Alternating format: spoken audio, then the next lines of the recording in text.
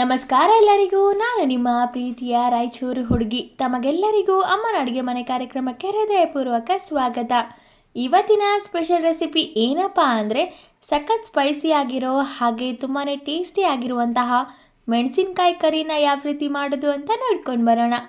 ಮೊದಲಿಗೆ ಈ ಕರಿನ ಮಾಡಲಿಕ್ಕೆ 100 ಗ್ರಾಮಷ್ಟು ಹಸಿ ಮೆಣಸಿನ್ಕಾಯಿನ ತೊಗೊತಾ ಇದ್ದೀನಿ. ಈ ಹಸಿ ಮೆಣಸಿನ್ಕಾಯಿನ ತೂಮ್ನ ತೆಗೆದು ಅದನ್ನು ಸ್ವಚ್ಛವಾಗಿ ತೊಳೆದು ಅದರಲ್ಲಿ ಅಡ್ಡವಾಗಿ ಸೀಳ್ಕೊಂಡು ಎತ್ತಿಟ್ಕೋಬೇಕು. ಅದಾದಮೇಲೆ ಒಂದು ಮೀಡಿಯಮ್ ಸೈಜ್ ಈರುಳ್ಳಿ ಸಹ ಉದ್ದಿದವಾಗೆ ಹೆಚ್ಚಿ ಎತ್ತಿಟ್ಕೋಬೇಕು.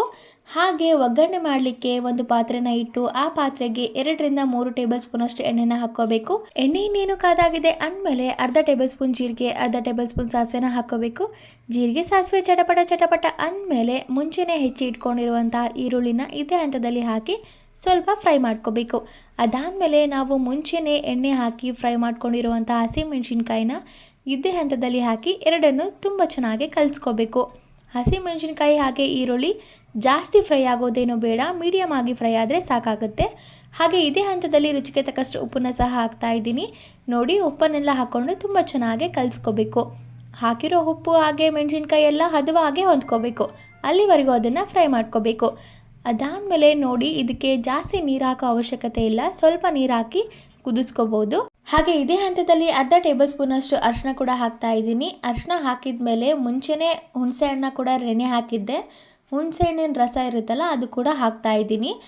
ಹುಣಸೆ ಹಣ್ಣು ರಸಕ್ಕೆ ಇನ್ನು ಸ್ವಲ್ಪ ನೀರು ಹಾಕಿ ಕೂಡ ಇದಕ್ಕೆ ಸೇರಿಸ್ಕೋಬೋದು, ಅಥವಾ ಇನ್ನೊಂದು ಸ್ವಲ್ಪ ನೀರು ಹಿಡಿಯುತ್ತೆ ಅಂದರೆ ನಾರ್ಮಲ್ ನೀರು ಹಾಕಿ ತುಂಬ ಚೆನ್ನಾಗಿ ಕಲಿಸ್ಕೋಬೇಕು. ನಿಮಗೆ ಕರಿ ಸಂಪೂರ್ಣವಾಗಿ ತುಂಬ ಗ್ರೇವಿ ಥರ ಬೇಕು ಅಂದರೆ ಸ್ವಲ್ಪ ಜಾಸ್ತಿ ನೀರನ್ನು ಹಾಕ್ಕೊಳ್ಳಿ, ಅಥವಾ ಸ್ವಲ್ಪ ಡ್ರೈ ಆಗಿರಲಿ ಅಂತಂದರೆ ಕಡಿಮೆ ನೀರನ್ನು ಹಾಕ್ಕೊಂಡು ಅದನ್ನು ಕುದಿಸ್ಕೋಬೇಕಾಗುತ್ತೆ. ಹಾಗೆ ಇದೇ ಹಂತದಲ್ಲಿ ನಾನು 1 ಟೇಬಲ್ ಸ್ಪೂನಷ್ಟು ಪುಡಿ ಆಗಿರುವಂತಹ ಬೆಲ್ಲನ ಹಾಕ್ತಾ ಇದ್ದೀನಿ. ಬೆಲ್ಲನ ಹಾಕಿ ತುಂಬ ಚೆನ್ನಾಗಿ ಕಲಿಸ್ಕೋಬೇಕು. ಹಾಗೆ ಇದನ್ನು ಒಂದು 5 ನಿಮಿಷ ಕುದಿಸಿದ್ರೆ ಸಾಕಾಗುತ್ತೆ. ತುಂಬ ಟೇಸ್ಟಿಯಾಗಿರುವಂತಹ ಮೆಣಸಿನ್ಕಾಯಿ ಕರಿ ರೆಡಿಯಾಗಿರುತ್ತೆ ತಿನ್ನಲಿಕ್ಕೆ. ಹಾಗೆ ಇದೇ ಹಂತದಲ್ಲಿ ನಾನು 1 ಅಥವಾ 2 ಟೇಬಲ್ ಸ್ಪೂನಷ್ಟು ಶೇಂಗಾ ಪುಡಿನ ಹಾಕ್ತಾ ಇದ್ದೀನಿ. ನೀವು ಶೇಂಗಾ ಪುಡಿ ಇಲ್ಲ ಅಂದರೆ ಹಸಿ ಕೊಬ್ಬರಿ ಪುಡಿ ಕೂಡ ಹಾಕೋಬೋದು, ಎಳ್ಳಿನ ಪುಡಿ ಕೂಡ ಹಾಕೋಬೋದು. ನೋಡಿ, ಇದನ್ನೆಲ್ಲ ಹಾಕಿ ತುಂಬ ಚೆನ್ನಾಗಿ ಕಲಿಸ್ಕೋಬೇಕು. ಕಲಿಸಿದಾದ್ಮೇಲೆ 1 ರಿಂದ 2 ನಿಮಿಷ ಇದನ್ನು ಈ ರೀತಿ ಕಲಿಸ್ತಾ ಫ್ರೈ ಮಾಡ್ಕೊಳ್ಳಿ. ನೋಡಿ, ಅದಾದಮೇಲೆ ತುಂಬ ಸಖತ್ತಾಗಿರುವಂತಹ ಟೇಸ್ಟಿಯಾಗಿರುವಂಥ ಮೆಣಸಿನ್ಕಾಯಿ ಕರಿ ತಿನ್ನಲಿಕ್ಕೆ ರೆಡಿಯಾಗಿರುತ್ತೆ.